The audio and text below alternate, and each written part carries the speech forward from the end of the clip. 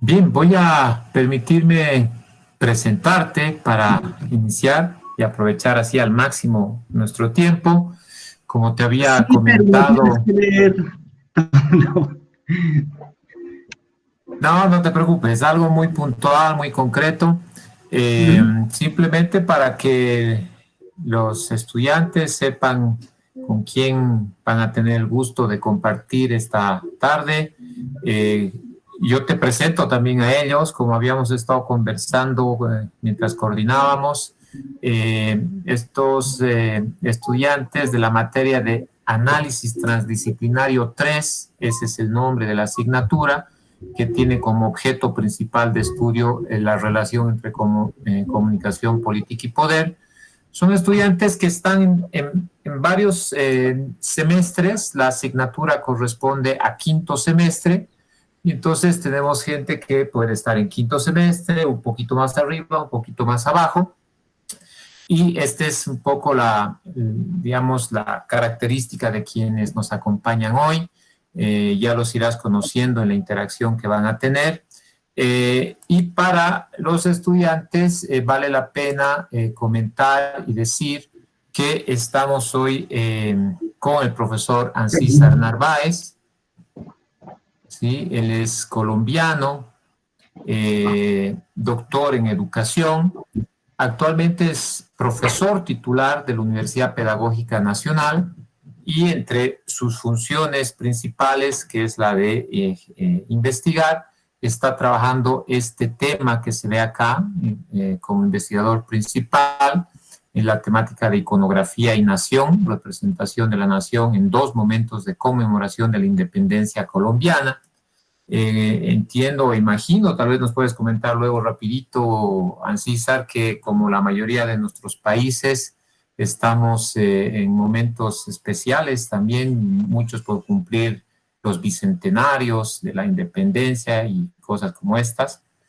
Y en términos de las publicaciones, Ancísar obviamente ha publicado muchos más de materiales y textos de los que vemos ahora en pantalla, pero estos son como los más actuales, los recientes, que corresponden a la última etapa, y el primero de ellos es el texto que nos congrega hoy para hablar, Economía Política como Teoría de la Comunicación.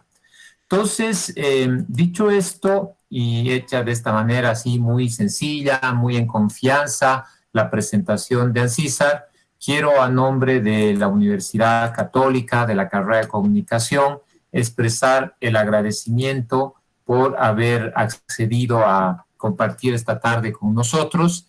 Y pues más nada, César, te doy a ti la palabra para que comencemos este conversatorio.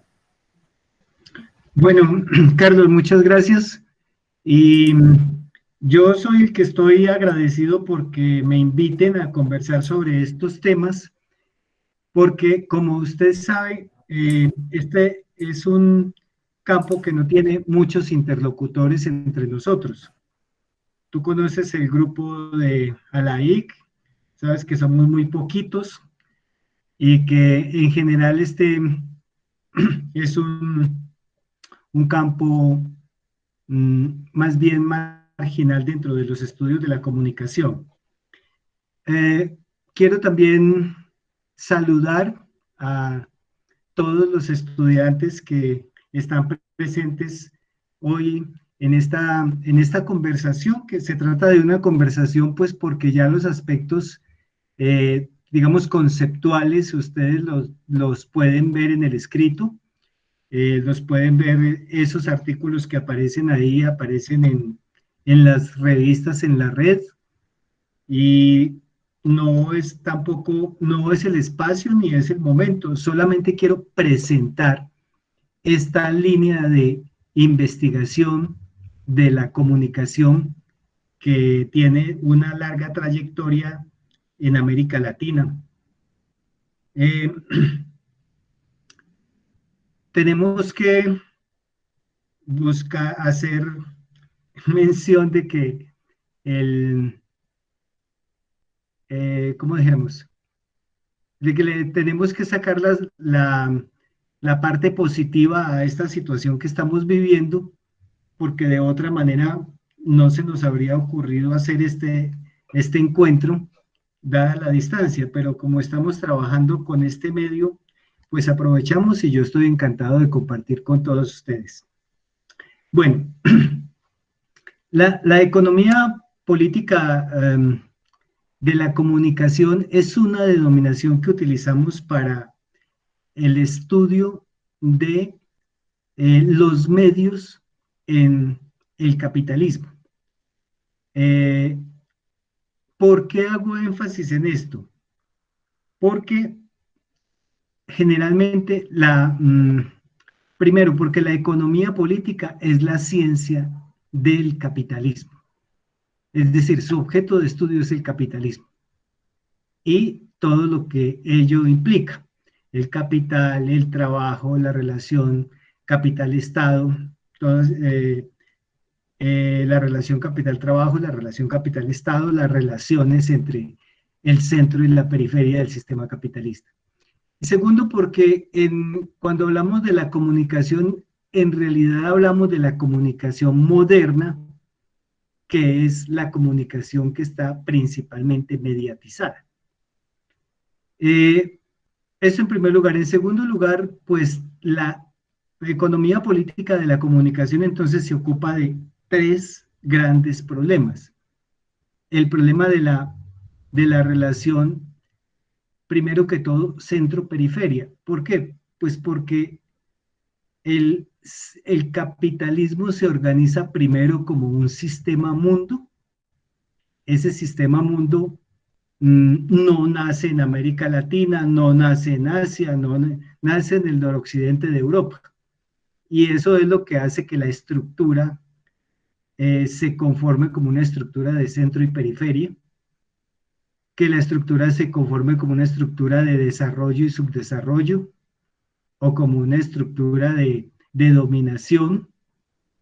Pero en cualquier caso, cualquier nombre que le demos, estamos hablando de un sistema social que tiene como característica haberse convertido en sistema mundial.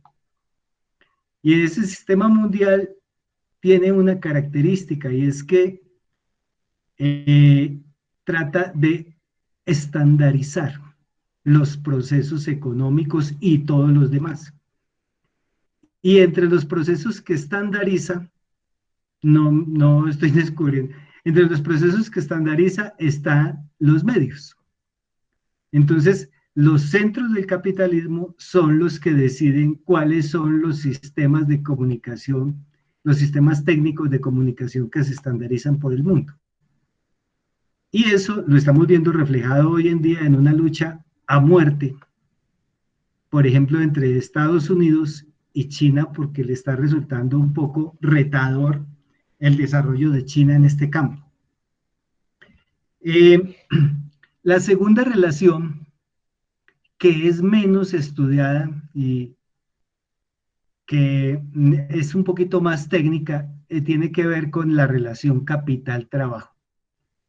Y la relación capital-trabajo tiene que ver, en nuestro caso, por ejemplo, con el asunto de el empleo, la profesión de comunicador, más bien, la profesión de comunicador, y entonces la profesión y el oficio es donde nos vamos a desempeñar.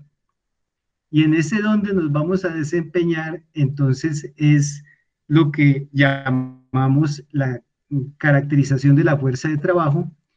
Para ello les sugiero, Carlos, que hables con los compañeros de la Javeriana. Acaban de hacer una investigación muy importante sobre el mercado de trabajo y las condiciones de trabajo de los comunicadores en Colombia. Creo que van a presentar ahora, ¿no? Los resultados. He visto una invitación. Sí, sí. Entonces esa es la otra parte del estudio. Este es un trabajo muy sociológico, el de ellos, pues no están en la cuantificación de la productividad y de la relación plusvalía y ganancia y cosas de estas de acumulación, pero tiene que ver con eso. Y la tercera línea, que es muy importante, tiene que ver con la relación entre el Estado y el mercado, y esa relación se materializa en los estudios que llamamos de políticas de comunicación. ¿Por qué? Porque las políticas son la manera como el Estado regula el negocio de las telecomunicaciones y de la informática. Y entonces, las reglas de juego de los últimos 30 años siempre han favorecido dos tendencias. La tendencia del capital extranjero en nuestros países y la tendencia del capital privado. Entonces, lo que ha salido perdiendo ahí siempre ha sido el patrimonio estatal y los sistemas nacionales de telecomunicaciones. Entonces, en esos tres componentes es que se desarrollan las investigaciones, pero como ustedes ven, todo esto tiene que ver con un problema en el que están involucradas personas, es decir, los sujetos. Entonces, la economía política no es una ciencia técnica, sino una ciencia de lo que llamaríamos una ciencia social, y lo que en la tradición se llama filosofía moral y filosofía política. ¿Sí? Esto no es un asunto de técnicos. ¿Por qué? Porque la economía política se ocupa de unas decisiones en las que están involucradas personas que son dueños, usuarios o productores de la economía de la comunicación, y por consiguiente en la que las personas, los países ganan o pierden. Entonces, por eso es una disciplina que tiene su raíz en la tradición de la filosofía moral y la filosofía política. De hecho, digamos, el gran teórico inicial, que era Adam Smith, era un profesor de filosofía moral en la Universidad de Glasgow. O sea, no es un asunto técnico. ¿Qué es lo que pasa? Que un historiador del siglo XX, Eric Hobsbawm, tenía una frase simple. Dice, la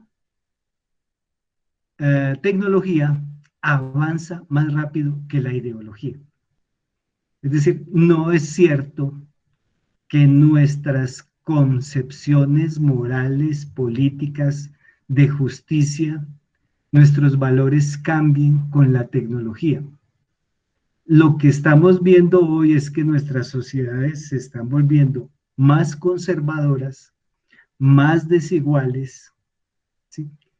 Y a veces más autoritarias, en la medida en que las tecnologías son más y más expansivas, más y más sofisticadas, más y más eficientes.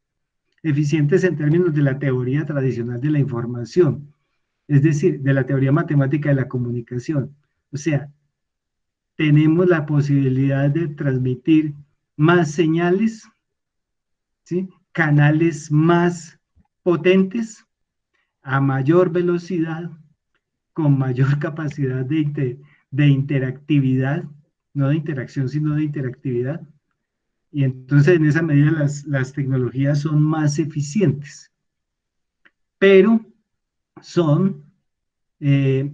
no es que con eso cambie la estructura moral y política y de justicia social de una sociedad. De hecho, la época de auge de Internet, que son los últimos 30 años y los últimos 25 para los países de América Latina. Ustedes saben que Internet se abrió al público en 1989, y pues a estos países comenzaron a llegar en 1994, 95, pero coincide exactamente con la época del crecimiento de la desigualdad en América Latina y en el mundo, con la época en que se han producido rigurosamente cada 10 años las crisis económicas, ¿sí? Entonces, el desarrollo social en términos de equidad, de justicia, de democracia, no avanza ni en la misma velocidad ni en el mismo sentido que las tecnologías. Las tecnologías tienen una lógica propia y nuestros problemas son los problemas de la ética y la política. ¿Por qué llamo la atención sobre esto? Esto no es nuevo. En 1970, Habermas publicó un libro antes de Conocimiento de Interés, que es el libro pues clásico que se conoce, un libro que se llama Ciencia y Técnica como Ideología. Y entonces el debate nuestro en estos tiempos es el mismo que sostenía Habermas en los años 60, y es: la ciencia y la técnica son la ideología en la medida en que una ideología es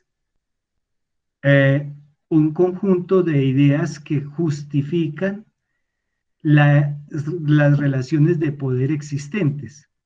Entonces, siempre las tecnologías están beneficiando a quien tiene el poder y obviamente no se discuten, se da por sentado que son buenas, ¿sí? Que contribuyen al desarrollo, y entonces en ese sentido no se debe discutir.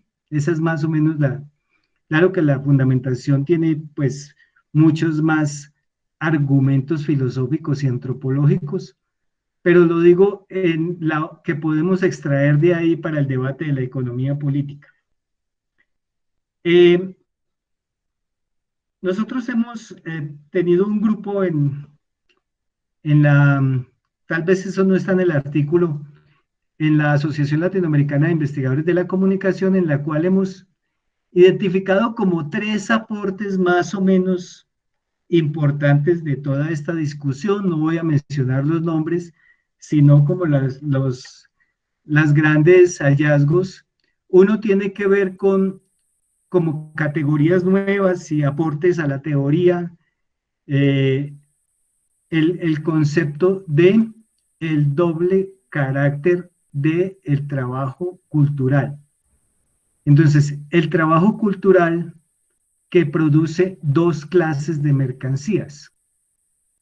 Una, la mercancía producto, que yo llamaría texto, que es la que produce los programas, los relatos, la información, la ficción. Entonces, ese es un producto del trabajo cultural. Y ese producto permite obtener, valorizar el capital y obtener ganancias en términos de economía política. Pero por otro lado, ese trabajo lo que produce es audiencias. Entonces, la otra cosa de la que saca ganancias el capital es de las audiencias, ¿sí? Esa combinación entre producto y audiencias que se mantienen en una dinámica de conservación, porque si son vanguardistas no producen, de conservación e innovación. Entonces esa dinámica es la que produce las audiencias. Si los productos fueran totalmente vanguardistas, no producirían audiencia. Si fueran siempre lo mismo, tampoco producirían audiencia. Entonces es una dinámica muy interesante para seguir ya en términos de la teoría narrativa y todo eso, que es lo que más se estudia. Pero desde el punto de vista de la economía política, eso se llama un patrón tecnoestético. Entonces el patrón tecnoestético es uno de los grandes aportes del trabajo cultural a la valorización del capital, porque es el que pone en relación al capital con el mercado, con el mercado de los anunciantes, que es la audiencia. Entonces la audiencia es una creación del trabajo cultural. El segundo concepto es la dicotomía entre sociedades alfabetizadas y sociedades mediatizadas. Este es un asunto muy serio de la economía política porque cuando se habla de desarrollo, entonces a veces se tiende a medir, por ejemplo, en términos de conectividad. Pero el problema de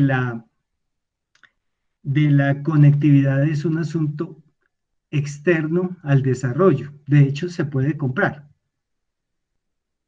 Y en cambio, las sociedades desarrolladas lo son por la alfabetización, que incluye todos los niveles hasta la producción científico-tecnológica. Y eso es lo que va haciendo que los países subdesarrollados no estén, como dice el Banco Mundial, en vías de desarrollo, sino que al contrario, la brecha se va ampliando. Por ejemplo, hasta hace muy poco, los países de la OCDE tenían unos niveles más o menos comparables. De hecho, mi artículo que viene ahí de el desarrollo como problema cultural hace una comparación 2000, 2007, 2015. Entonces ya en 2015 los países de la OCDE fuera de Estados Unidos ya no cuentan. Es decir, ya no cuenta Europa, ya casi no cuenta Japón. Todo está concentrado en Estados Unidos, China, con el 40 y casi el 50% de los dos, y un poco Rusia, que bueno, Rusia siempre ha sido un país como muy contradictorio, porque tiene unos desarrollos muy fuertes en términos de ciencia y tecnología, aunque en los otros desarrollos del capitalismo no sea tan fuerte. Entonces, eso va sacando del juego a los países. Todos los países están interconectados ya. Miren nosotros, que no somos precisamente los del centro del mundo, y podemos estar haciendo esto, sí, de una manera casi mágica, gracias al desarrollo tecnológico. Pero nosotros no producimos estas innovaciones, ni controlamos las empresas que producen estas innovaciones, ni tenemos el acceso a la información que captan esas empresas y esos gobiernos para sus intereses estratégicos. Bueno, ya ustedes han oído del escándalo de Facebook y de todas estas cosas. Entonces, ese concepto de la contradicción entre sociedades alfabetizadas y mediatizadas es una forma de medir, si se puede usar la palabra, el desarrollo en términos del capitalismo. Esa es una de las formas de estar en la periferia o en el centro del sistema. Y finalmente, hay unos estudios que han desarrollado una categoría que se llama el grupo infocomunicacional. Entonces, como ustedes ven, ese está en mi artículo porque yo lo utilizo para analizar un poco el tema de la ley de TICs en Colombia y cómo se va desplazando de las compañías de radiodifusión y las compañías de telecomunicaciones a las compañías de grupo infocomunicacional en términos de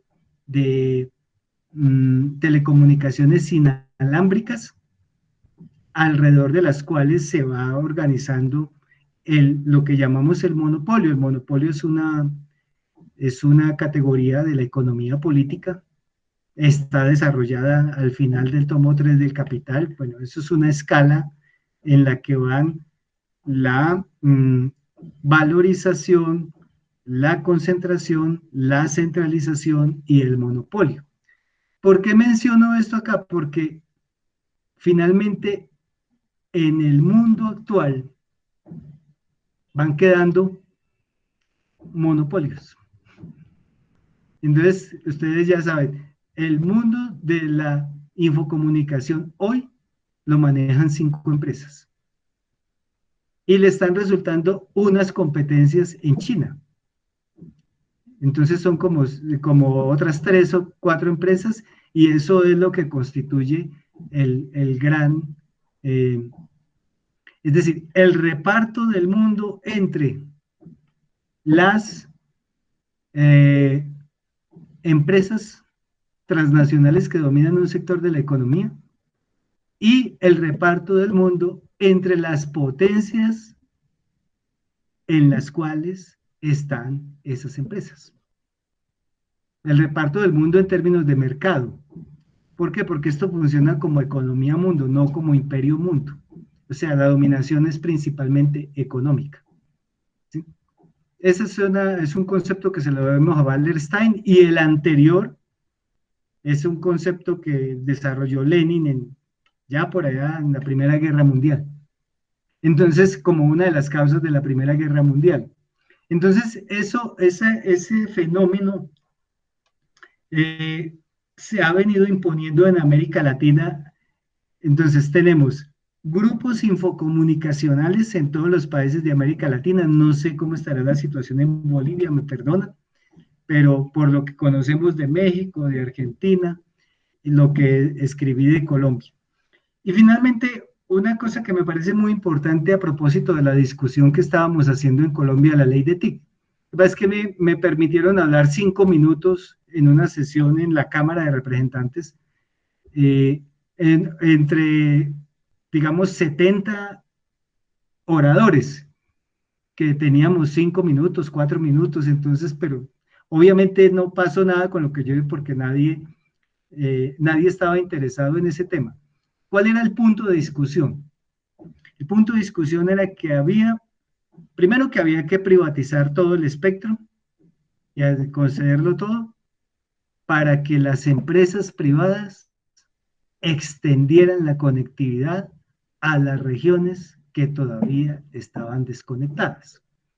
Y entonces que esa era la causa de la pobreza y la desigualdad, la desconexión. Entonces el asunto desde el punto de vista de la economía política es muy sencillo. No, la gente no tiene acceso a la tecnología porque no tiene acceso a los ingresos económicos que le permitan tener acceso a la tecnología. No es que con la tecnología vayan a resolver su problema de pobreza. ¿Sí? Tal vez resolviendo su problema de pobreza puede resolver el problema del acceso, no al contrario, porque en realidad hoy en día no hay ninguna razón técnica para que estas tecnologías no lleguen a todo el mundo. La razón es económica, la razón es que no es rentable llevarla a todo el mundo. Bueno, yo dejo eso ahí como las grandes puntos de discusión que pone esta teoría y este enfoque de la comunicación llamado economía política. Más bien conversemos, que ya me tomé 25 minutos, demasiado. ¿Parece, Bien, Carlos? gracias a César.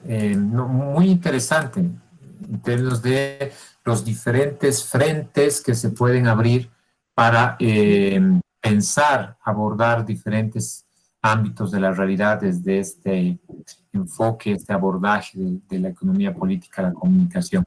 Aprovecho de saludar y dar la bienvenida a nuestro profesor Luis Phillips. Nos acompaña el profesor del módulo que tenemos en la asignatura. Esta asignatura, César, tiene una dinámica peculiar, tiene una parte concentrada en la reflexión de carácter más teórico y otro en la parte más metodológica. Y Luis Phillips, que es sociólogo de formación, nos colabora en todo lo que es la parte metodológica y de análisis de datos cualitativos en la enseñanza del software que le permitirá a los estudiantes luego procesar la información de sus estudios y demás. Luis Phillips, buenas tardes, bienvenido. mucho gusto. Carlos Ancísar. Que nos hace también eso, El gusto es mío. Sí, y agradecido más bien por todo lo que hemos hablado hasta ahora. Ha sido muy interesante y espero que genere una buena discusión entre todos también estamos acá para poquito hablar, si se puede, de alguna metodología, algunos elementos que nos van a permitir también llegar a cabo el trabajo, sobre todo, ¿no? Cuando hacemos investigación. Gracias, Luis. Sin duda será interesante escuchar de parte tuya, César, cuáles son las metodologías usualmente aplicadas para abordar estos objetos, ¿no?, de estudio que nos has mencionado en el ámbito de la economía política, la comunicación. A los estudiantes que nos acompañan, colegas, pedirles que el momento de tomar la palabra activen la cámara para que el profesor Ancísar pueda ver con quién está dialogando y pues simplemente hacer la consulta, la pregunta. Entonces, vamos a esta parte que es lo que en realidad interesa, el diálogo que podamos activar. Y no sé si alguien se anima a romper este hielo inicial. ¿Quién quiere tomar la palabra para hacer alguna consulta al profesor? ¿Están pensando?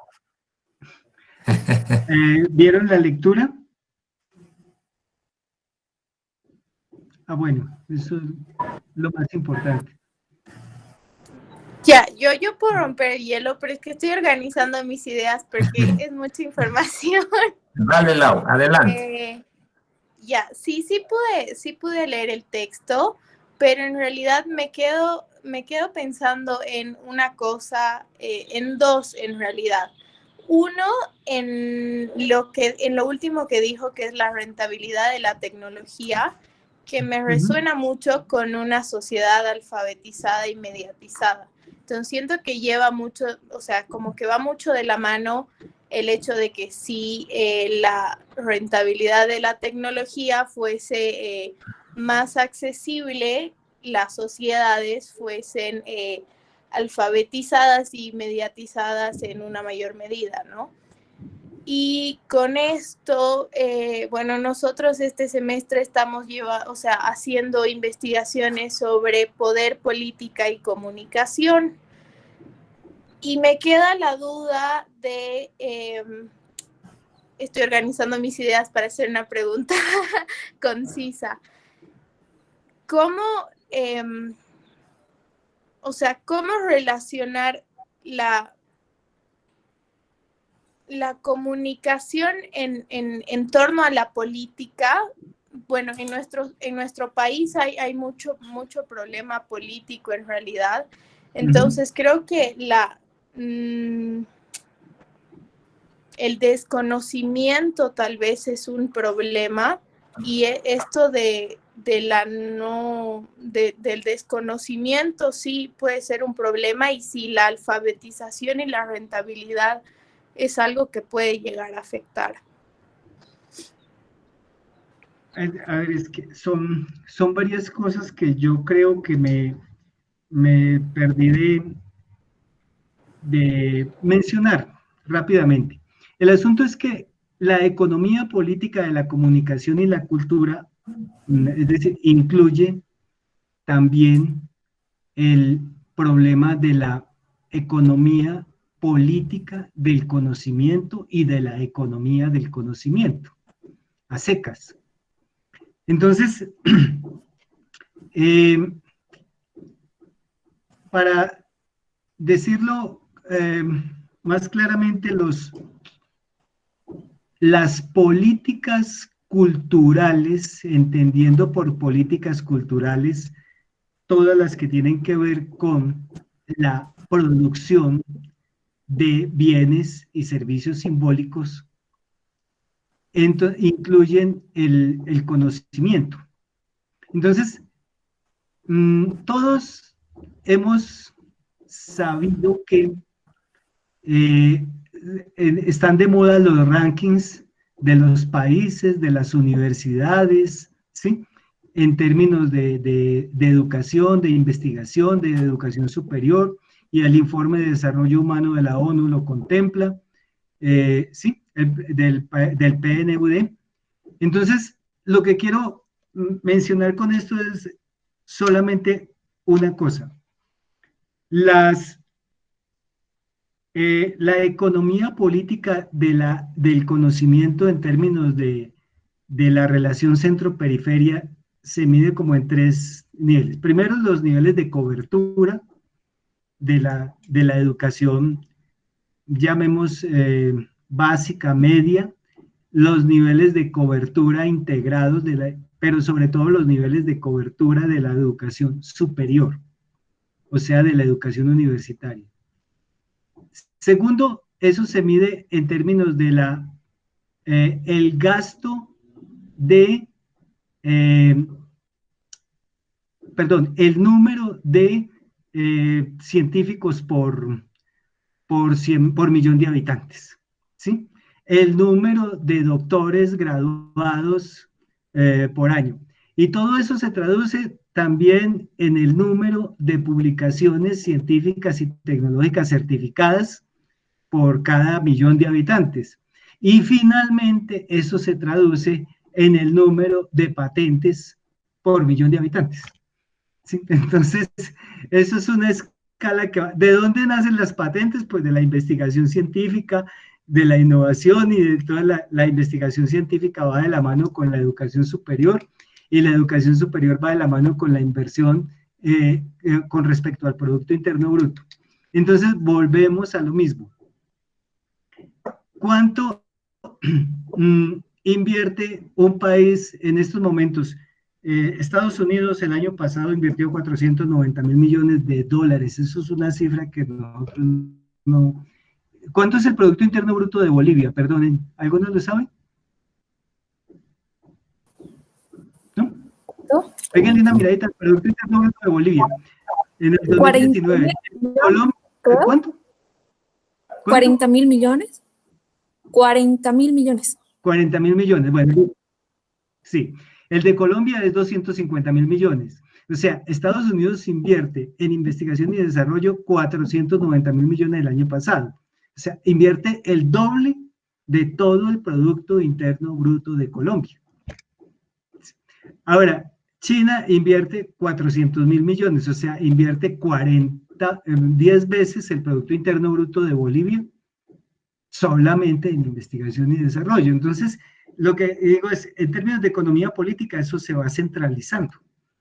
Se va centralizando y entonces a nosotros nos ponen a competir, que vamos a publicar en revistas indexadas, que vamos a hacer un poco de cosas. Nosotros no tenemos cuándo llegar a esa carrera. Entonces, si sacaron ya de la carrera a Inglaterra, si sacaron de la carrera a Alemania, no sacan a Rusia, pues porque Rusia por razones estratégicas no se va a dejar sacar, así no tenga sino para desarrollar el armamento nuclear y todo eso, pues, pero si ya sacaron a esos, a nosotros nosotros no contamos ahí. Entonces, por eso la preocupación por las consecuencias de desarrollo cultural en términos de alfabetización, no de mediatización. ¿Sí? Entonces, la economía política tiene que ver con esa relación, porque a las sociedades las podemos mediatizar fácilmente, pero no esa carrera por la alfabetización, que es la que finalmente produce todas estas cosas, no vamos a llegar nunca. ¿Por qué? Porque es que el desarrollo y el subdesarrollo son una relación estructural. Es decir, si no hay subdesarrollo, no hay países desarrollados. Eso no quiere decir que alguna vez un país pueda escapar de su condición periférica, por la estrategia, por la manera como se inserta, pero eso no lo han logrado sino 4 países después de los años 60, digamos, pasar ese umbral. Esa es la relación. Entonces, esa es la relación básica en términos de economía política, y eso se estudia con base en un concepto que sí está en el artículo, que no es que nos vamos a salir del capitalismo, sino cómo abordamos el capitalismo. Entonces, para eso hay un concepto que se llama el modo de regulación del capitalismo. El modo en que el capitalismo se construye en cada país, porque el capitalismo es uno solo, pero en cada país es distinto. ¿Sí? Y eso depende de ese concepto que llama modo de regulación. No sé si en sociología lo trabajan o... Sí, de cierta manera también, claro, cuando exploramos los mecanismos de reproducción de ciertos patrones ideológicos, sobre todo para adscribirnos hacia la ideología, para permitir la reproducción del sistema, sí tenemos mecanismos de anclaje, ¿no? de reproducción, y son muy contextualizados, ¿no? Muy dependientes del contexto sociohistórico en el cual nos desenvolvemos. Exactamente, ahí juega, es la relación, cómo organiza cada estado la reproducción ampliada del capital, o lo que se llama la acumulación. Y finalmente el Estado capitalista está para garantizar en forma más o menos previsible la acumulación del capitalismo, la acumulación capitalista. Bueno, no sé si eso te... Por eso para nosotros es tan importante no solo la industria cultural que conocemos más o menos todos, sino la, llamémoslo así, la industria del conocimiento y de la innovación y de la tecnología. Sí, profesor, muchas gracias. Bien, gracias Lau, gracias a César. Vamos escuchando otras intervenciones. ¿Quién quiere tomar la palabra? Magister, ¿yo puedo tomar, por favor? Adelante. ¿Cómo está? Buenas tardes, profesor. Yo tengo una pregunta. ¿Yasmin? Sí, yo. Qué fenomenal. Sí. Tengo una pregunta. ¿Cuáles pueden ser los riesgos que puede generar la política en la comunicación? Mire, en el esquema, pues no esperen que yo tenga las respuestas, pero algunas de las cosas que hemos discutido es lo siguiente. En el esquema clásico de análisis de las estructuras de poder, estoy hablando de los que tenemos cierta edad y entonces nos formamos en esas cosas hace medio siglo. En el esquema clásico existía digamos una pregunta. ¿Cuál es el supremo poder? Entonces, un sociólogo que se llama Ray Mills escribió hace 60 años un libro que se llama La élite del poder. ¿Sí? No sé si el profesor Gillis lo conoce. Ray Mills es un sociólogo norteamericano muy citado y muy recurrido, sobre todo por un libro que se llama La artesanía intelectual. Y son cosas metodológicas que deberíamos mirar. Eso se lo recomiendo para la investigación. Son cosas operativas de la mecánica de la investigación. Pero en ese otro libro que se llama La estructura del poder, la élite del poder, dice, bueno, el supremo poder es el Estado. Y el supremo poder del Estado es el ejército. De hecho, el Estado nace con una justificación, y es el monopolio de la fuerza y el monopolio de la tributación. ¿Sí? O sea, de cobrar impuestos. ¿Qué es lo que pasa? Que la crítica, la teoría marxista del Estado, entonces incluye una variante. Dice, un momentico, sí, pero no. ¿Por qué? Porque finalmente, en una frase muy célebre, el Estado, la política es la expresión concentrada de la economía. Y entonces el que maneja la economía en los países capitalistas es el monopolio, como organización del capital. ¿Cuáles son los monopolios? Entonces los monopolios son los trusts, las corporaciones o los carteles. Hay diferentes formas de monopolio. El sindicato, ¿sí? En los cuales los capitalistas controlan el mercado. Y entonces esos están por encima del poder del Estado, son los que deciden sobre el Estado. Pero el Estado tiene cierta autonomía. Entonces, ¿por qué? Porque si los monopolios manejan la economía, el Estado maneja la fuerza.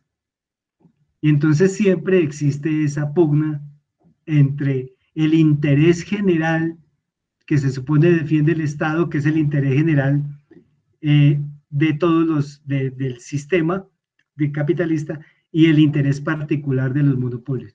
Entonces, en esta explicación lo que se dice es, mire, la estructura del poder es monopolios, Estado. ¿Sí? Y después de eso, las organizaciones gremiales, los partidos políticos y los medios de comunicación. O sea, en la estructura de poder del Estado del siglo XX para acá, desde el siglo XX, está, además de la fuerza coercitiva del Estado, además de la fuerza reguladora que tiene el monopolio, ¿sí? Además de la fuerza movilizadora que tiene, por ejemplo, los gremios económicos, los sindicatos, además de la fuerza movilizadora que tienen los partidos, está esa otra institución que se llaman los medios. Entonces los medios hacen parte de la estructura del poder. No hay, hacen parte de la estructura del poder en toda sociedad moderna, llámese como se llama. Entonces una de las cosas que decían, bueno, es que a los gobiernos, digamos, alternativos un poco que ha habido en América Latina, no han podido quitarle uno de los factores de poder fundamentales de los monopolios, que es el poder de los medios. ¿Sí? Entonces, desde luego que hay medios alternativos, así como hay organizaciones políticas alternativas, así como hay organizaciones de masas alternativas. Es decir, las primeras organizaciones gremiales son las organizaciones que hacen los patronos desde la Edad Media, ¿sí? Desde las corporaciones de la Edad Media. Y entonces han surgido los sindicatos y han surgido los partidos de izquierda y todo eso, pero eso es como un germen del poder. En toda sociedad los medios hacen parte de la estructura del poder. Y a veces hay contradicciones pequeñas entre esas varias instituciones en el que se distribuye el poder. Pero en general, lo dijo Merton y Lazarsfeld desde 1948. Los medios no son ni para criticar el sistema. ¿Se acuerdan del artículo ese famoso? Los medios de comunicación, la acción social y el gusto, o algo así. Dice, ni para mejorar el gusto, ni para mejorar el gusto de las audiencias, ni para, digamos, para hacer contrapeso al establecimiento.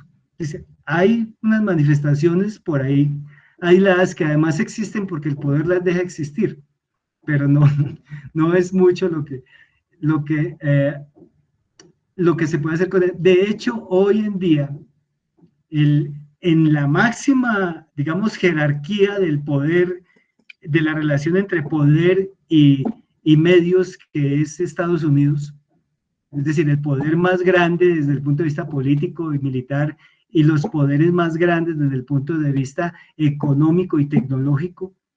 ¿Sí? Entonces, en esa pelea, en realidad no está en riesgo el sistema, es decir, es una pelea con Trump, pero no con el sistema. La información de Facebook, la información de Amazon y la información de Google llegan a la Agencia Nacional de Seguridad, como siempre, con todas las ventajas que eso le da al Estado norteamericano sobre todos los otros estados. toda la información de nosotros está allá, ¿no? No se preocupe. Ese sería como mi... Entonces, no es que sea un peligro, eso hace parte de la estructura de dominación. Bien, muchísimas gracias. Sin duda es un tema que amerita la reflexión. Enseguida te doy la palabra, Angélica. Y de ahí que uno de los ámbitos de investigación y sobre el cual, por lo menos en Bolivia, se ha estudiado y se ha escrito muy poco, es sobre la estructura de los medios de comunicación, ¿no? Es decir, la gran inversión que muchos de los gobiernos hacen en medios de comunicación, y nuestro último gobierno no es la excepción, han hecho una inversión importante en medios de comunicación, han hecho una inversión importante en propaganda a través de los medios de comunicación. Se habla de que entre el 2011 y 2019 se han invertido casi 2.000 millones de bolivianos solo en propaganda, y era una manera también de ir controlando con esta inversión a los medios que no podían controlarlos de otra forma, sino a través del aspecto económico que suponía el que pongan o no propaganda en un medio o en otro. Yo decía que en Bolivia se estudió muy poco sobre esto. El último estudio, que ya está algo resfriado, podríamos decir, por el tiempo que ha transcurrido, es del periodista Raúl Peñaranda, ¿no? Que tiene su libro Radiografía de la Prensa Boliviana, y donde nos da una descripción, entre otras cosas, de cómo es la estructura, ¿no? Propietaria de los medios de comunicación. Es decir, no es casual el interés de saber quiénes están por detrás de estos grupos mediáticos y que tienen la capacidad de producir todo lo que es, pongámoslo en términos de la industria cultural, ¿no es cierto? En un país, en una región o a nivel mundial. Entonces, son temas que se van abriendo ahí y que uno comienza a percibir sobre la importancia de que haya mayor o menor transparencia en cómo funcionan los medios, quiénes están por detrás de los medios, qué inversiones están soportando esta producción mediática, entre otras cosas, ¿no? Entonces, vamos avanzando. Angélica, tienes una consulta. Buenas tardes, profesor. Buenas tardes. Mi nombre es Angélica. Hola. Y la pregunta que le quiero hacer, se la quiero explicar para que tenga un trasfondo de dónde está. Bueno, le comento que no sé si conoce SpaceX, la compañía, es una compañía privada norteamericana que está involucrada en esto del tópico espacial. En estos últimos meses han mandado una nave hacia Marte, una nave espacial. Entonces, esta compañía está fundada y creada por Elon Musk. No sé si lo conoce, pero es una persona así de Norteamérica que tiene bastante dinero, pero también invierte ese dinero en cosas tecnológicas.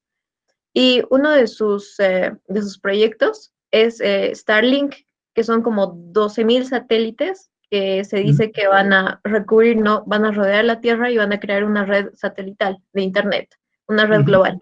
Entonces, hasta ahora se han enviado 720, y eso es, no sé si usted ha visto en las noticias, que son esas lucecitas que han pasado por el cielo esta última semana, pero...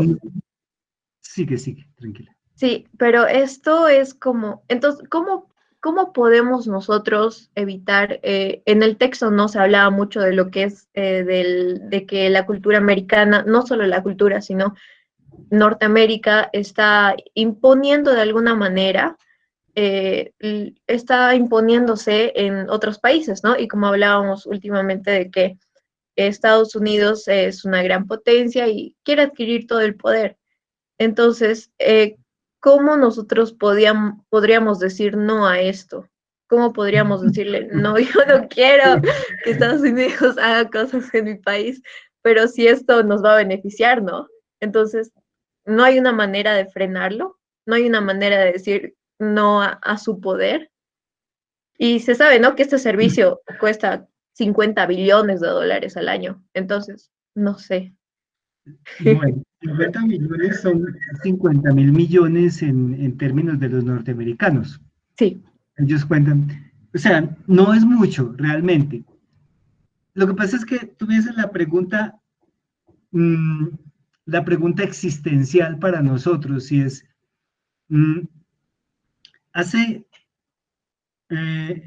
1913, cuando se escribió ese librito del imperialismo, fase superior del capitalismo, en el que explica, pues, se explica técnicamente estos conceptos del monopolio y del capital financiero y eso. Desde esa época que yo recuerde, se está hablando de la crisis del capitalismo, ¿sí? Entonces que el capitalismo entró en crisis y el final del capitalismo.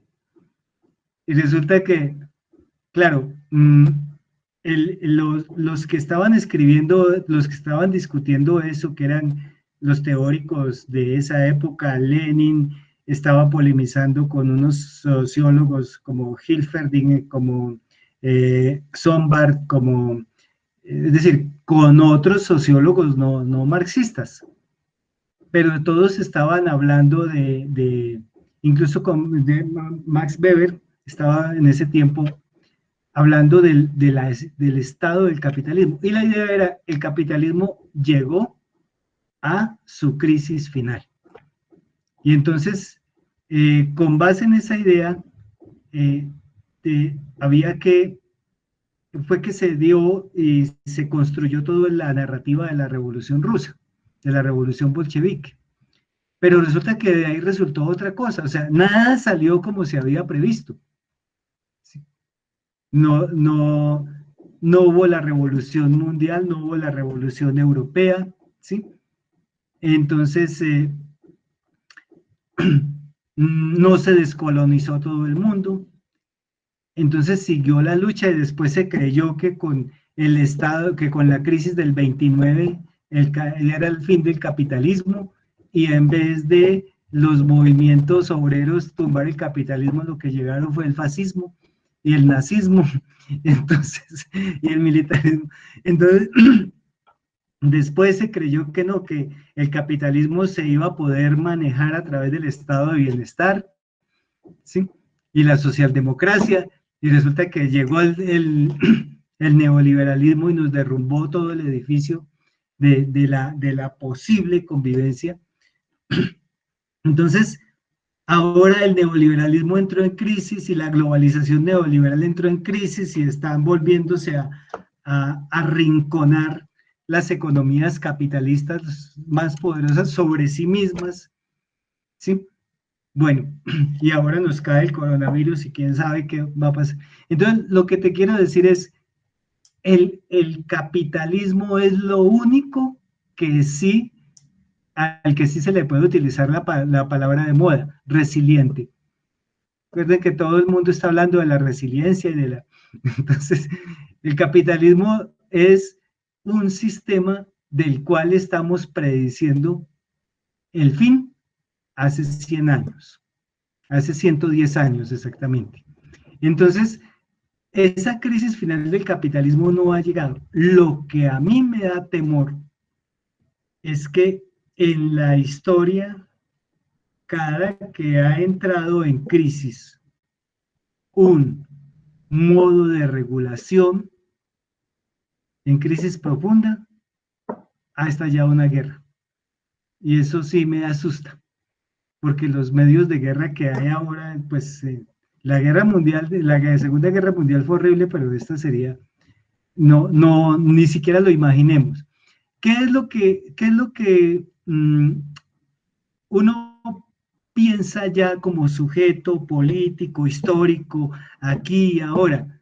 No, los estados tienen que empezar a buscar cómo moverse dentro en las condiciones estructurales del sistema. Es decir, eso que llamamos modos de regulación. ¿Por qué? Porque la ruptura con el sistema en este mundo globalizado ha resultado muy costosa y poco efectiva. Por ejemplo, lo que están haciendo con Venezuela es infame. Es decir, prácticamente le han saqueado sus recursos, sí, porque el más poderoso puede hacer eso. ¿Por qué se le roban el oro y se lo llevan para Inglaterra? ¿Por qué le expropian las refinerías en Estados Unidos? Pues porque pueden. Es decir, el mundo, decía Norbert Elias, el sistema de Estados-nación es un sistema feudal. Es decir, siempre hay alguien más grande que domina a otro y a otro y a otro. El que está en la cima es el que los domina a todos. Es decir, es un sistema de unidades autónomas llamados Estado-nación, pero jerarquizados. Entonces, ¿cómo mantenernos y sobrevivir en esa jerarquía? Esa es la gran pregunta. Mejor dicho, no tengo respuesta. Lo único que estaba diciendo era, ¿por qué no tengo respuesta? Porque la pregunta está abierta.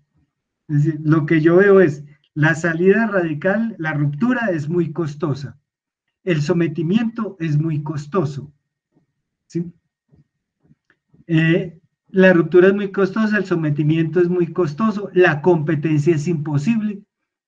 No vamos a ser iguales. Entonces, lo único que nos queda es como movernos en esa estructura de tal manera que mantengamos algunos mecanismos de interlocución, como las Naciones Unidas, que también es jerarquizada, como los organismos multilaterales, esa clase de cosas. Porque pues lo otro es la aventura, sí, hagamos la revolución y rompamos y después nos aplastan porque es todo el sistema. Es decir, el sistema es global. Bueno. Muchas gracias. Estoy Por la triste. esperanza. Es un tema que nos deja pensando, el tema que colocaba Angélica y la respuesta de Ancísar nos lleva a tomar conciencia de lo que hoy vivimos de forma más evidente que nunca, ¿no? La gran presencia de estas corporaciones, de estos monopolios, hoy sobre todo vinculados a los ámbitos tecnológicos, que son los que tienen mayor capacidad económica y poder, por lo tanto, que muchos estados. Y lo que sucede es que algunos estados en realidad hacen uso de sus capacidades en defensa de estos monopolios o de estas corporaciones. El ejemplo que tú mencionabas vinculado a Tesla, o ahí aparece Google y todas estas otras instituciones o corporaciones vinculadas hoy a la tecnología, pues son quienes van marcando el ritmo de lo que sucede, ¿no es cierto? Y la pregunta de fondo siempre queda, no es de ahora esto que te inquieta, Angélica, y que a más de uno seguro le inquieta. De ahí han surgido muchos movimientos muy ricos, tal vez en términos de incidencia internacional o mundial, no es tan llamativos sus resultados, pero experiencias al fin y al cabo riquísimas, sobre todo en Latinoamérica. Conocemos estos movimientos populares, alternativos, formas de hacer una comunicación más ciudadana y que van teniendo impactos pequeños y que, como yo lo veo en el contexto de lo que nos comentaba César, son estas formas de en la estructura que difícilmente vamos a poderla mover, vamos generando otras situaciones, otras condiciones, otras realidades que tienen sí un impacto en lo más inmediato, en lo más cercano, que al final es lo que en última instancia las personas percibimos en el día a día, ¿no? En lo cotidiano vamos a percibir cualquier modificación o cambio en nuestro entorno más inmediato. Bien, el tiempo se nos está yendo, estamos entrando ya en la última parte, nos quedan 15 minutitos antes de concluir. Doy la palabra a quien quiera plantear alguna consulta. Yo sí tengo una consulta. Natalia, adelante. ¿Cómo está? Primero, buenas tardes, profesora Ancísar. Hola. Mi consulta, ¿cómo está? Respecto a En el texto hablaba mucho sobre que cada país regulariza sus comunicaciones, ¿no? De acuerdo a sus leyes y de acuerdo a lo que ellos vean conveniente. Pero si bien Estados Unidos tiene una fuerte presencia, ¿no? En consolidar su industria cultural, pienso yo, ha creado como un esquema de cómo hacerlo, ¿no? Entonces, ¿no será que en América Latina se está replicando los mismos esquemas de cómo consolidar una industria cultural?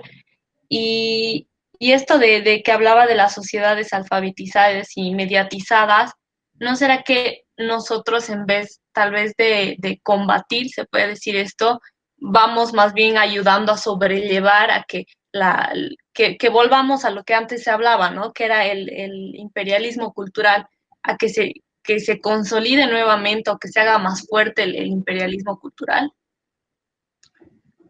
Pues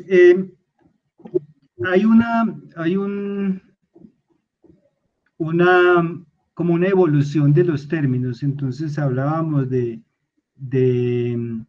imperialismo cultural, hablamos del libre flujo de la información, hablamos de la globalización cultural y tecnológica, pero de todo eso, la realidad es que en el mercado mundial, en el mercado simbólico mundial, también hay un centro y una periferia. Ahora, el problema es que nosotros somos herederos de esa cultura. Por ejemplo, somos herederos de la tradición alfabética, ¿sí? Somos herederos de la tradición tecnológica de Occidente. Entonces, lo único que tenemos un poquito distinto es la tradición popular de cada país. ¿Sí? Y la tradición popular es lo que ha explotado la industria cultural. Es decir, la industria cultural es el nexo entre la tradición alfabética, bueno, lo que Martín Barbero llama la tradición ilustrada, para decirlo, ¿sí? En la que estamos nosotros, en la que está la educación formal, el conocimiento formalizado, académico, ese y la tradición popular.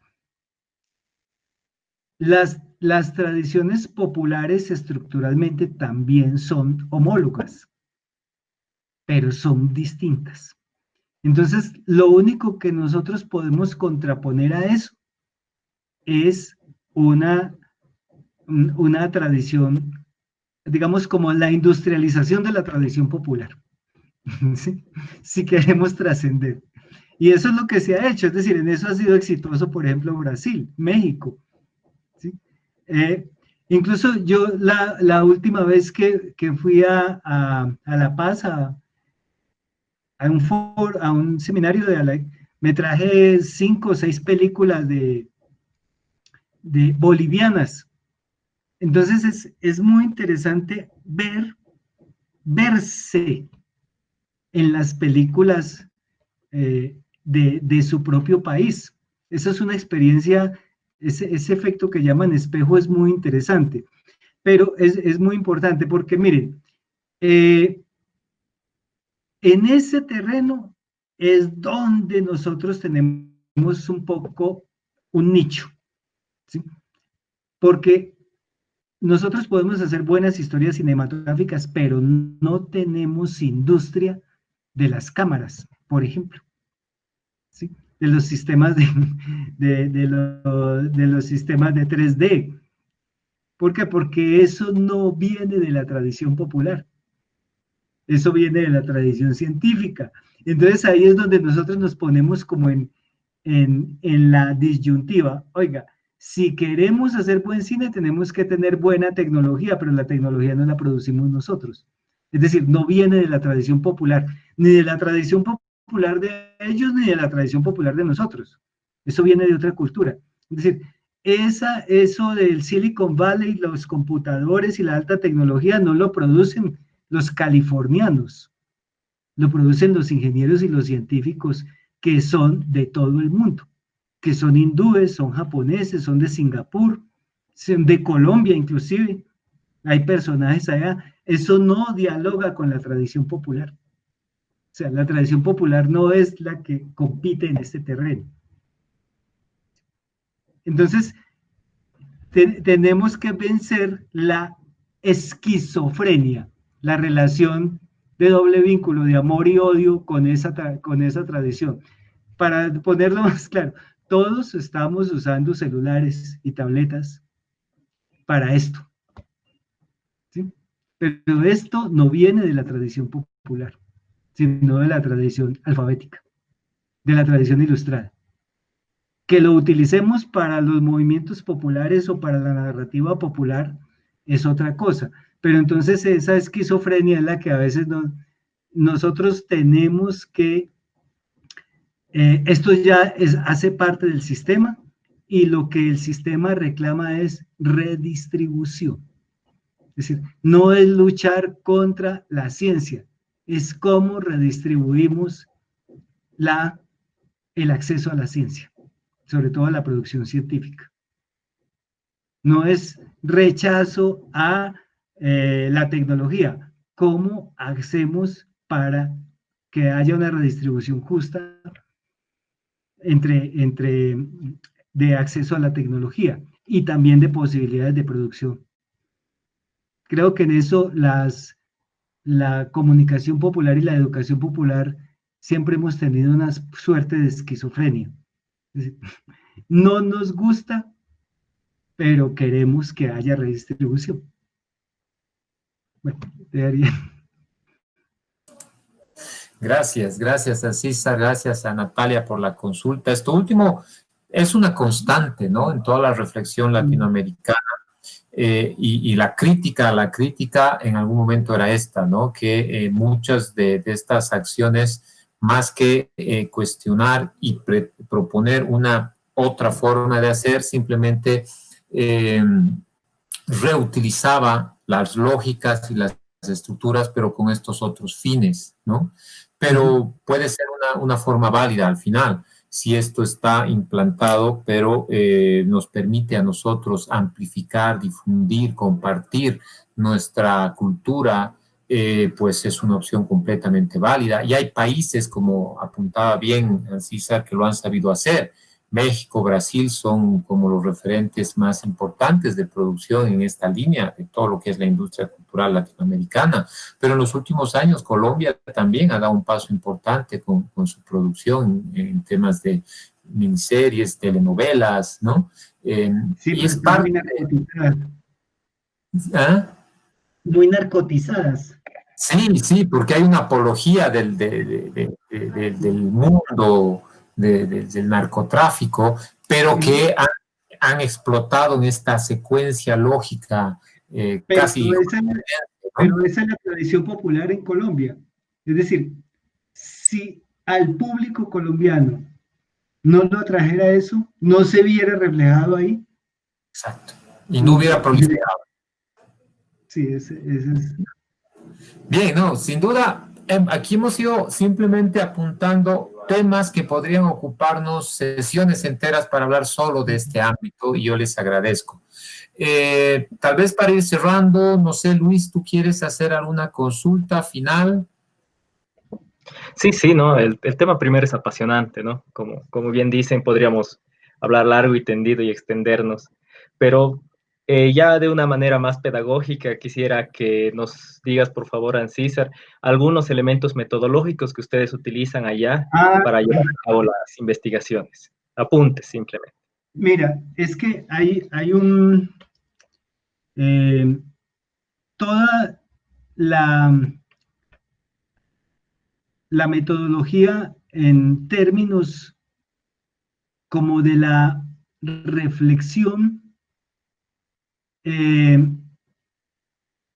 es una cosa que tiene que ver con hacer operativas unas categorías que son muy propias de la economía política.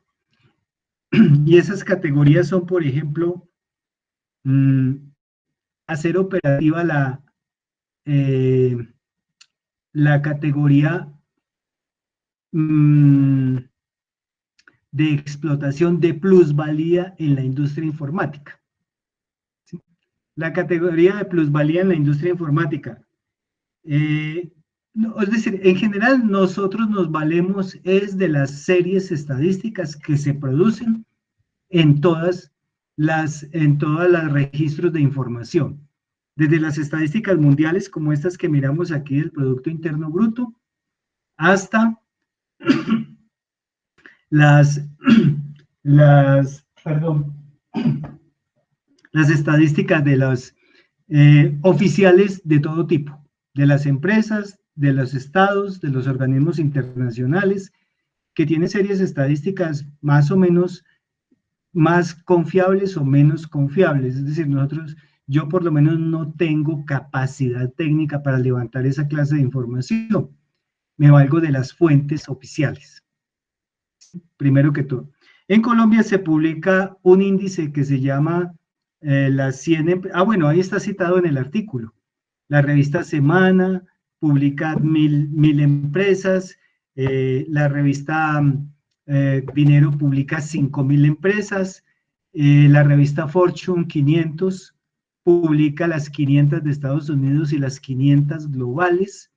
Y entonces, ¿para qué nos sirve eso? Entonces, ahí entran los conceptos, ¿sí? Ahí entran las categorías de la economía política. ¿Cómo hacemos, por ejemplo, para saber el grado de explotación en que hay?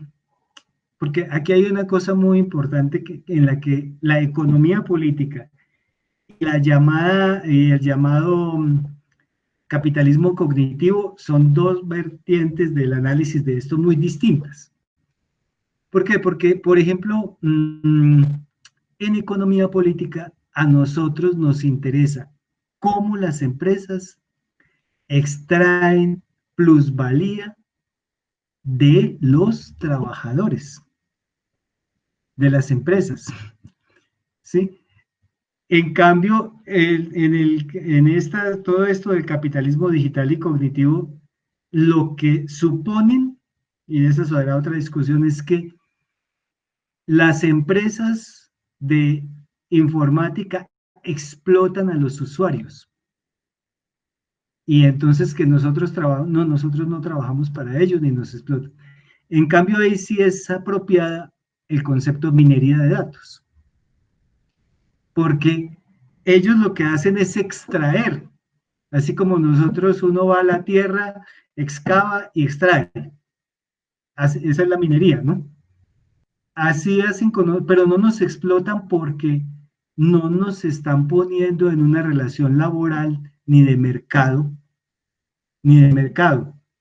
sino que nos están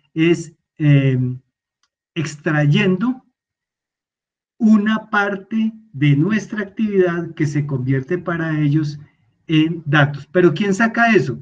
Pues los trabajadores que ellos tienen. Entonces, un concepto, ¿cómo se pone en relación el concepto de plusvalía?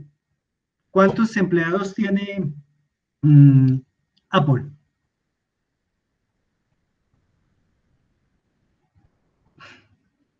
Bueno, Apple tiene más o menos 130.000 empleados.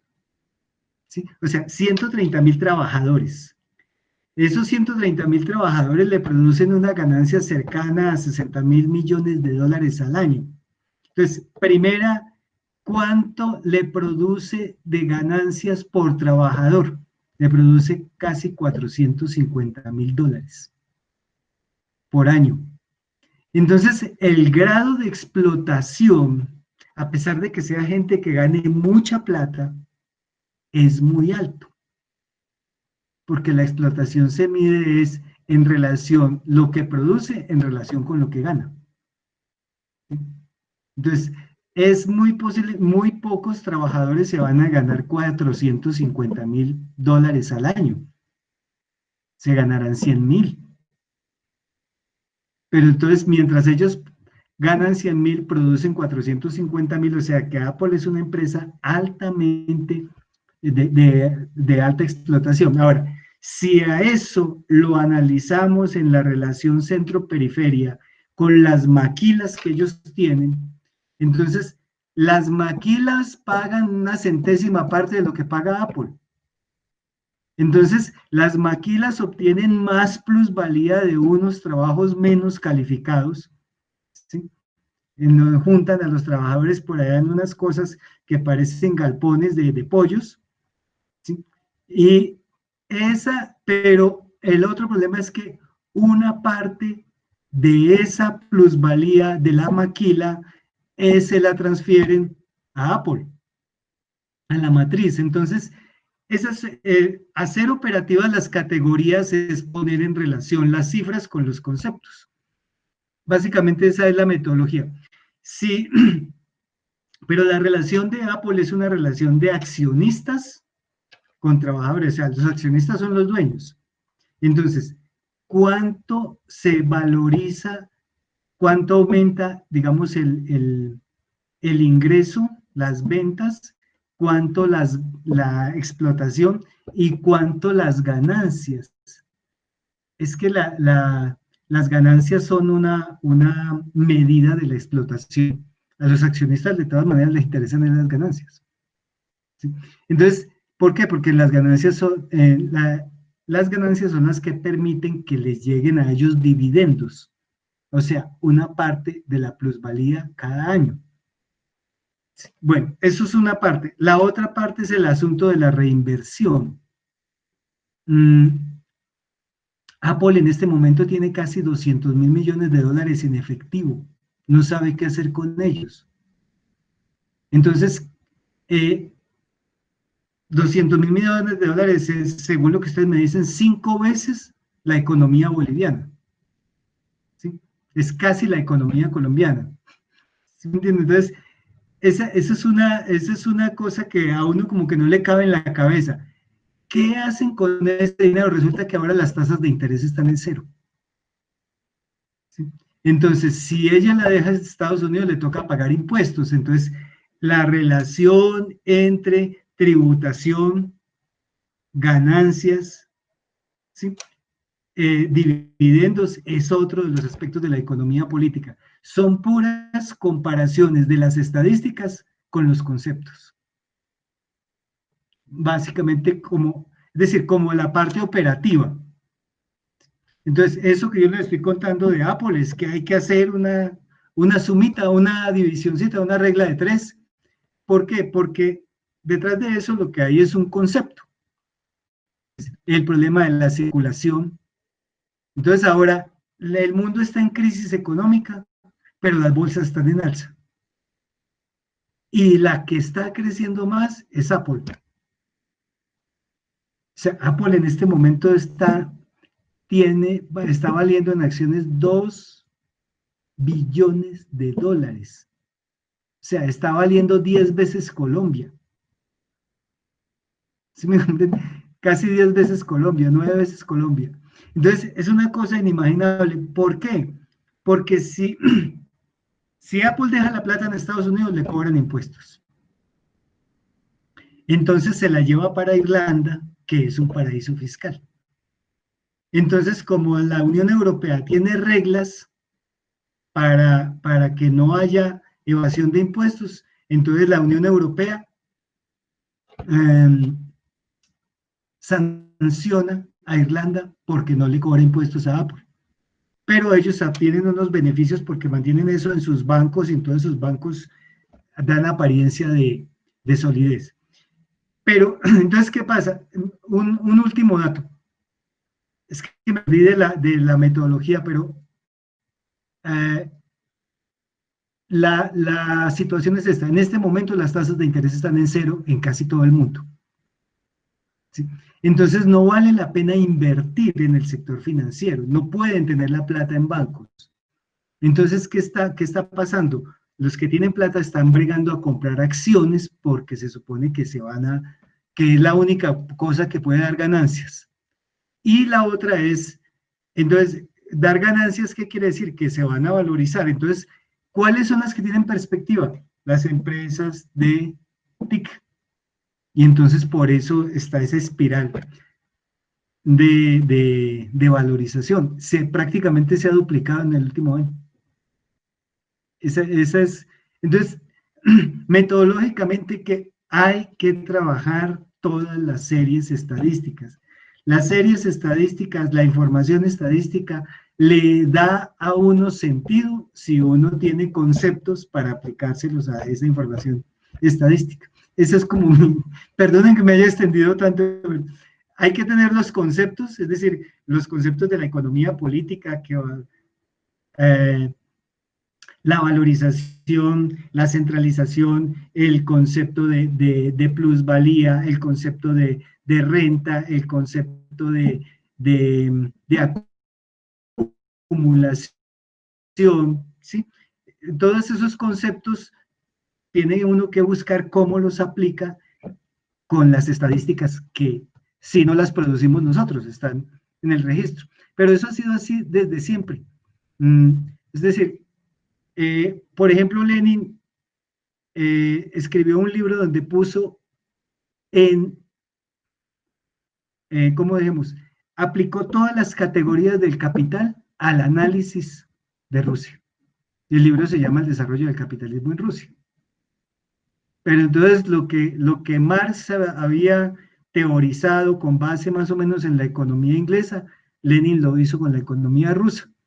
Y eso es lo que se hace normalmente. Lenin no produjo las estadísticas, ¿sí? Ni Marx produjo las estadísticas. Marx estaba allá en la biblioteca del Museo Británico leyendo los periódicos y los informes de Hacienda, y a eso les aplica unos conceptos.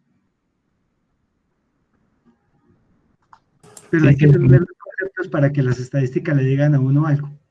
Exacto, volverlas operativas, como bien dijiste al inicio. Exactamente. Bueno, eso es todo. Disculpen la dispersión. No, muy interesante. Creo que hemos tocado de todo un poco, pero que nos da un pantallazo completo. Esta última parte sobre la metodología, el uso, la aplicación, la operacionalización, operativización de los conceptos, el saber acceder a las fuentes, solo para que les haga sentido, y me alegra que haya salido el tema. Hace un par de semanas atrás estábamos en la asignatura revisando todo el tema de lo que es la bibliometría, informetría, cienciometría. Estos, por ejemplo, son espacios que te proporcionan las estadísticas para luego analizar, por ejemplo, todo lo que es la industria del conocimiento que hoy está tan boga, ¿no? Entonces, lo que tal vez en su momento cuando lo presentamos sonaba como a, bueno, ¿y esto con qué se come o para qué sirve? Pues aquí comienza a tomar un rostro y una claridad sobre el uso que podría tener, ¿no es cierto? Bien, no vamos a alargar más esto. Yo quiero agradecerle a Ancísar. Mientras lo voy haciendo, voy a pedirles a todos que vayamos en la medida de nuestras posibilidades, salvo alguna dificultad técnica así específica, encendamos las cámaras, saludemos a Ancísar, agradezcámosle. Yo quiero además aprovechar de tomar una foto para que quede para el recuerdo, esta fotito, para lo que ha sido esta actividad, este encuentro con Ancísar, ¿sí? Entonces, estamos todos. Tengo un par todavía que no han encendido las cámaras, pero bueno. Yo no sé, pero ahí están todos. Sí. Ahí no aparecen nombres sin cámara. Ah, sí, aquí, Daniela. Ahí podemos ponerlo para que salgan los nombres. Sí, Daniela. ¿Ah? Bueno, pues ya, María Fernanda, bueno. No, que la única que aparece ahí sin cámara se llama Daniela Cayo. Daniela ya activó, acaba de activar la cámara. Yo quiero una vez más agradecerles a todos, especialmente a Ancísar.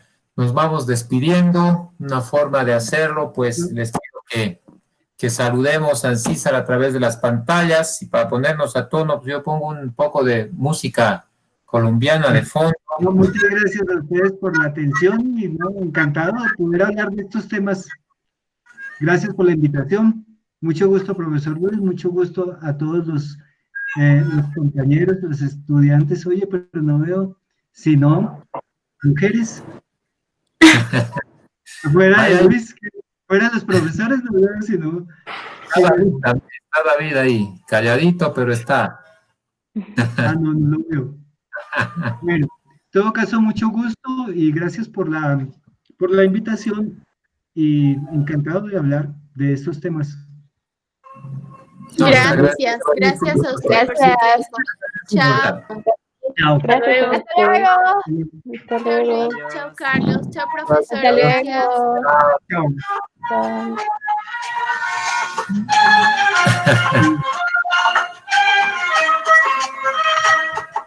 Bueno, César, muchísimas gracias. Bueno, con mucho gusto. Estamos hablando, Carlos. Ha sido muy productivo, creo yo. Les ha dado un pantallazo completo a los chicos que les ayuda a seguir pensando. Aprecio mucho tu disponibilidad y ojalá podamos repetir o pensar algún otro espacio a futuro. ¿Ok? Con mucho gusto, Carlos. Muy amables. Profesor. No, muy agradecido por sus palabras, por lo que nos ha explicado y espero podernos encontrar en otra oportunidad. Ojalá. Mucho gusto. Hasta luego. Chao, César. Chao. Chao, Luis.